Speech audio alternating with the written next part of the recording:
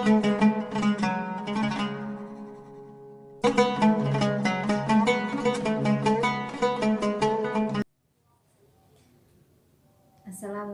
warahmatullahi wabarakatuh. Walladzi arsala rasulahu bil huda wa dinil haq liyudhhirahu 'ala dini kulli wa kafa billahi syahida. Asyhadu an la ilaha illallah wa asyhadu anna Muhammadan abduhu wa rasuluh la nabiyya ba'da. Puji syukur kehadirat Allah Subhanahu wa taala yang telah melimpahkan rahmatnya, nikmatnya, nikmat iman, nikmat Islam, nikmat sehat, sehingga kita masih dipertemukan oleh Allah di bulan suci Ramadan 1442 Hijriah. Salawat seiring salam, marilah kita sanjung agungkan kepada suri tauladan terbaik Nabi Allah Muhammad Sallallahu Alaihi Wasallam. Mudah-mudahan kita termasuk hamba-hambanya yang selalu istiqomah di jalannya dan mendapatkan syafaat beliau di yaumil akhir nanti. Amin, amin ya robbal alamin. Untuk kultum kali ini saya akan membawakan tema tentang kesabaran. Seperti diterangkan dalam surat Al-Baqarah ayat 153 yang berbunyi, Ya ayyuhalladzina amanu sta'inu bis-sabri was-shalah innallaha ma'as-sabirin. Yang artinya, hai orang-orang yang beriman, mohonlah pertolongan kepada Allah dengan sabar dan sholat. Sesungguhnya Allah bersama orang-orang yang sabar. Jika ingin bersama dengan Allah, mendapatkan pertolongan dari Allah, jadilah orang-orang yang bersabar. Sabar mudah sekali diucapkan, tetapi sulit sekali untuk dilakukan. Karena kenapa?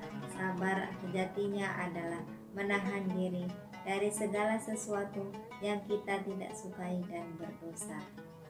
Adapun jenis-jenis kesabaran ada 3. Yang pertama adalah sabar dalam menahan amarah. Tidak ada manusia yang tidak pernah marah, tetapi perbedaannya adalah apakah manusia tersebut bisa menahan amarahnya atau tidak. Tapi yang perlu diingat adalah jangan pernah mengambil keputusan ketika dalam keadaan marah. Karena keputusan yang kita ambil dalam keadaan marah bukanlah keputusan yang terbaik, dan bisa jadi keputusan tersebut akan kita sesali di kemudian hari. Kemudian, jangan pernah mengucapkan sesuatu yang buruk ketika dalam keadaan marah, sebab perkataan yang kita keluarkan dalam keadaan marah bisa jadi perkataan itu akan kita sesali juga di kemudian hari. Maka ketika seseorang dalam keadaan marah, disunahkan untuk berwudu agar kemarahan itu ikut redam dan tidak menjadi kemarahan itu menjadikan penyesalan di kemudian hari. Yang kedua adalah sabar dalam menahan hawa nafsu. Setiap diri kita pasti mempunyai hawa nafsu, tetapi apakah hawa nafsu tersebut bisa kita kendalikan atau justru kita terhanyut dalam hawa nafsu tersebut? Ketika kita berpuasa, maka hawa nafsu kita adalah ingin memakan makanan semua yang kita kumpulin itu untuk dimasukkan ke dalam perut kita. Tetapi apa yang terjadi ketika kita berbuka, tidak semua makanan itu mampu kita makan. Dan itulah contoh salah satu hawa nafsu. Di momen Ramadan ini, mari kita latih dengan baik. Sabar yang terakhir adalah sabar dalam menghadapi ujian dari Allah Subhanahu wa taala. Bukankah ketika kita ingin mendapatkan ijazah, maka kita harus melalui ujian-ujian yang diberikan oleh sekolah? Begitu juga kalau kita ingin mendapatkan derajat ketakwaan di sisi Allah Subhanahu wa taala, maka kita harus sanggup untuk diuji. Apakah orang tersebut sanggup untuk menghadapi ujian yang diberikan oleh Allah Subhanahu wa taala atau justru menjadi orang-orang yang merugi?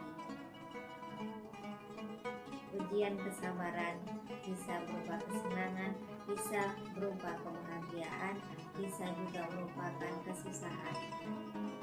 Apakah orang tersebut sanggup menghadapinya atau justru menjadi orang-orang yang lalai? Mari kita jadikan momen Ramadan kali ini, kita jadikan bulan kesabaran, bulan untuk melatih kesabaran kita, sabar dalam menghadapi ujian dari Allah, sabar dalam menghadapi amarah, sabar dalam mengendalikan hawa nafsu, agar ketika keluar Ramadan nanti bukan sekedar lapar dan dahaga yang akan kita dapat, tetapi kita akan mendapatkan pahala yang berlipat ganda, yaitu pahala puasa. Demikian yang dapat saya sampaikan.